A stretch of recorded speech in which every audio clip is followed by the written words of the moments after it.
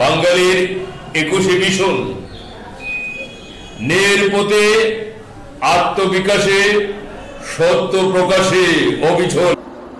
প্রিয় দর্শক, কথা বলছি বাঙালির 21এর মিশন নিয়ে। পদ্মা, মেঘনা, যমুনার তীরে কত ঢেউ চলে যায়, আসে না তো ফিরে। দেখতে পাচ্ছেন, এটি হলো আমাদের প্রিয় মেঘনা নদী। মেঘনা নদীর ব্রাহ্মণবাড়িয়া জেলার আশুগঞ্জের পার ঘেঁষে প্রতিনিয়ত বয়ে চলা মেঘনার এক অপরূপ দৃশ্য আপনারা দেখতে পাচ্ছেন। এই মেঘনার কল্যাণে আশুগঞ্জ হয়েছে নদী বন্দর এবং শিল্প ও বাণিজ্যিক এলাকা।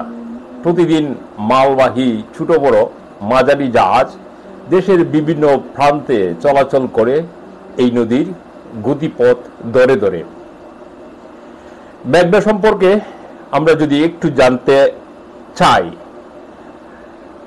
তাহলে আমরা দেখব মেঘনা হলো বরাক নদীর সন্তান। বরাক নদীর উৎপত্তি আসামের লুসাই পাহাড়, সিলেট দিয়ে বাংলাদেশে ঢুকে নাম হয় মেঘনা, যেটি দুটি শাখা নদীতে বিভক্ত, সুরমা এবং কুশিয়ারা।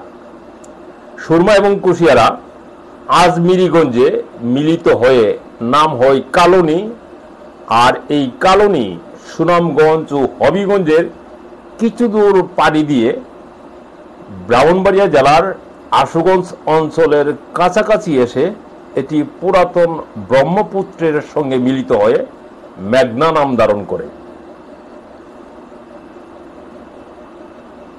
মেঘনা নদী বাংলাদেশের দক্ষিণ পূর্বাঞ্চলের কিশোরগঞ্জ, নরসিংদী, ব্রাহ্মণবাড়িয়া, নারায়ণগঞ্জ, কুমিল্লা, মুন্সিগঞ্জ, চাঁদপুর, ভোলা এবং লক্ষ্মীপুর জেলার একটি নদী।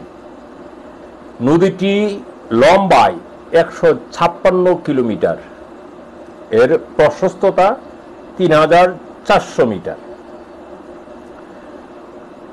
চাঁদপুরের কাছে পদ্মা নদীতে এসে মিলিত হয়েছে এই মেঘনা। আরও দক্ষিণে নোয়াখালী, লক্ষ্মীপুর ও ভোলা দ্বীপের মধ্য দিয়ে মেঘনা নদী মেঘনা লোয়ার নদী নামে বঙ্গোপসাগরে পড়েছে। চাঁদপুরের কাছে পদ্মা মেঘনার মিলিত ধারাটি মোহনা নামে পরিচিত।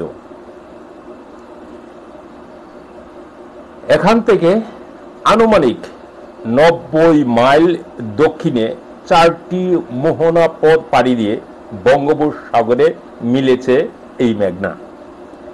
এগুলোর স্থানীয় নাম রয়েছে কিছু, যেমন তেতুলিয়া, শাহবাজপুর, সন্দ্বীপ ও হাতিয়া।